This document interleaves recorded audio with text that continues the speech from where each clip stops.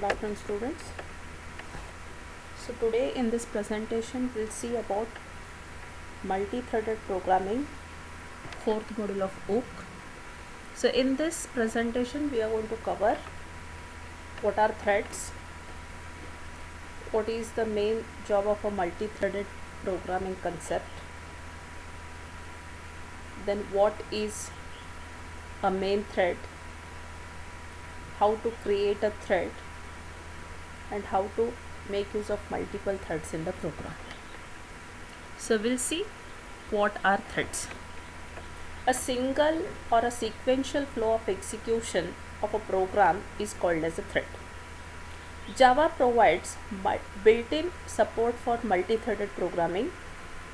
A multi-threaded program contains two or more parts that can run concurrently. Each part of such a program is called as a thread, and each thread defines a separate path of execution. Thus, multi-threading is a specialized form of a multitasking. So, multitasking is nothing but execution of multiple tasks concurrently. Same way, multi-threading is nothing but what? Creating or dividing a single task into the multiple number of a task and assigning each task to each thread for concurrent execution. Multi-threading enables you to write very efficient programs that make maximum use of the CPU because idle time can be kept to a minimum. Multitasking threads require less overhead than the multitasking processing. Thread class and the runnable interface. Java's multi-threading system is built upon the thread class, its methods, and its companion interface runnable. So if you want to implement this multi-threading concept into the Java, you should make use of a thread class. So the thread class defines several methods that help manage the threads. So we have a getName method which is used to obtain the thread's name, then getPriority used to obtain the thread's priority, isAlive to determine if a thread is still running, join used to wait for a thread to terminate, run which is called as an entry point for thread, slip suspend a thread for a period of a time, start a thread by calling its run method. So out of this, whenever you will be writing a program for creation of a thread, there are two basic methods you should use in the program. One is a start, another is a run.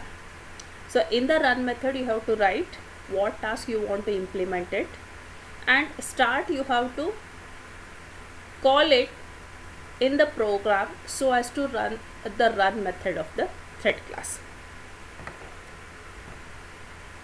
Next is the main thread. So as soon as when your program is started the execution, the main thread is automatically created. So whatever the programs till now you have executed, all those Java programs are run on a main thread. The main thread is important for two reasons. It is the thread from which other child threads will be swamped. Often it must be the last thread to finish execution because it performs various shutdown actions. So first one, if there is a main method, then other child threads can start their execution. This is the first reason. And second reason is that there are some shutdown actions the main thread has to be performed before the last thread to finish the task. So for that purpose, main thread is important. So if you, as I told, main thread is automatically created when your program is started. It can be controlled through a thread object. So if you want to control the main thread, you have to obtain a reference to it by calling the current thread method of the thread class. And the syntax of the current thread is static thread current thread. Static, the function is a static function, so you need not to create the object of the class. You can directly call the current thread method, and the return type is a thread, which is going to the object of the thread class. So here we'll see one example how to control the main thread. So we have defined a class called as a current thread demo, in which we have written a main function. Then we have created the object thread t is equal to thread dot current thread. Remember, thread is a predefined class. You need not to define it. It's already been defined, which consists of so many methods. Already we have seen. Now current thread is a method. We are using it to refer to the main thread. So after storing the value of a thread in t, we have displayed the thread name. If you want to change the default name of a thread, you can make use of a set name into bracket what the name you want to give it to the thread. Then after changing the name, once again you display the details of the thread. Then we have given a one task to this main method is the display of the numbers from 5 to 1. So once a one number is displayed, we are telling that thread to slip it for 1000 milliseconds, nothing but 1 second. Then you continue for displaying the next number, again slip it for 1 second, next number, slip it for 1 second, like that. But whenever you will be making use of this slip method of a thread, remember it throws an exception called as an interrupted exception. So that's why whenever you will be using the slip method of a thread, you have to make use of a try and a catch block. So when you run this program, you will be able to see the output like this. So first we have displayed the default name of a thread. So it is displayed like this, thread into pair of a square bracket. So the default name of the thread is a main. Then the priority, the default priority for thread is a 5. Then name is a name of the group thread. So once you change the name of the thread, you will be getting output like thread, my thread, main you have changed to my thread, the default priority of the thread is a 5 and the group name is a 5. So after that we have displayed the numbers from 5 to 1. When you run this program, you will first be able to see 5, then after 1 second 4, after 1 second 3, 2, 1, like that. Okay, so this is the general form of a slip method. Static, void, slip. The parameter which you are passing it to the slip method, it's in milliseconds, which throws the interrupted exception. The number of milliseconds to suspend is specified in milliseconds. This method may throw an interrupted exception. Okay, now if you want to create a thread in your program, there are two ways. One, implementing the runnable interface. Second is extending the thread class itself. So by using these two methods, you can go for creating a thread in the program. So we'll see both the methods in detail. So first one is implementing runnable interface. The easiest way to create a thread is to create a class that implements the runnable interface. Remember, already we have studied in the last presentation what is an interface. Remember, interface is nothing but just like a class which includes the final fields, nothing but a constant fields and abstract methods. Abstract methods are the nothing but the methods which do not have a implementation part. So in this runnable interface, there is a one single method available called as a run. As it's an abstract method, it do not have a implementation part. So your job in this one is to create a class which implements the runnable interface, in which you are providing a body for the run method. So the syntax of the run method in the runnable interface is like this: public void run, which do not take any parameters. And apart from that, thread defines several constructors. You can go for the default constructor which do not take any parameters. You can go for a parameterized constructor where the thread takes two types of parameters. One is runnable, that is the name of the interface, and the thread name, which is of type string. So after the new thread is created, remember, it will not start executing until and unless you call the start method of a thread class. So in essence, start executes a call to the run, and the syntax of start is like this: void start. So we'll see this one by creating a one program. So we have created a class called as a new thread, which implements a runnable interface. So in this runnable interface, it takes a one field of type thread. We have written a default constructor in which we have created a object of the thread t is equal to new thread this comma demo thread. Now demo thread is the name of the thread we have specified. Then system.out.println display the default whatever the thread information is there. Then you call the start method. So once you call the start method, remember it is in turn is going to call the run method. So in the run method, what we have done, we have again displayed the numbers from 5 to 1, and we have told that thread to slip it for half millisecond. Sorry, 500 millisecond, it's a half second. As slip method throws an exception, so we have written those statements within a try and a catch, interrupted exception. Okay, then we have written a one more class called as a thread demo, in which we have written a main method. We have created the object of this class new thread without giving a name to it. Then so now when you call this new thread, it is going to call the default constructor in which the thread is created with the name demo thread. So that information will be able to display over here, and when it calls the start method, it's going to jump, the control of the program jumps to the run method first statement. Okay, so in the main method again we have given another task, that is displaying the numbers from 5 to 1, but in this main thread we have told the thread to slip it for 1 second, that is 1000 milliseconds. So in that case, so when the main thread runs, it's going to display a 1 number, then the control jumps to the child thread, which is going to display the 2 numbers, then 1 number from the main thread, 2 numbers from the child thread. Like that the output you will be able to see it here. So first child thread is created by giving a name it as a demo thread. The default priority is 5 and the group of the main thread is a main.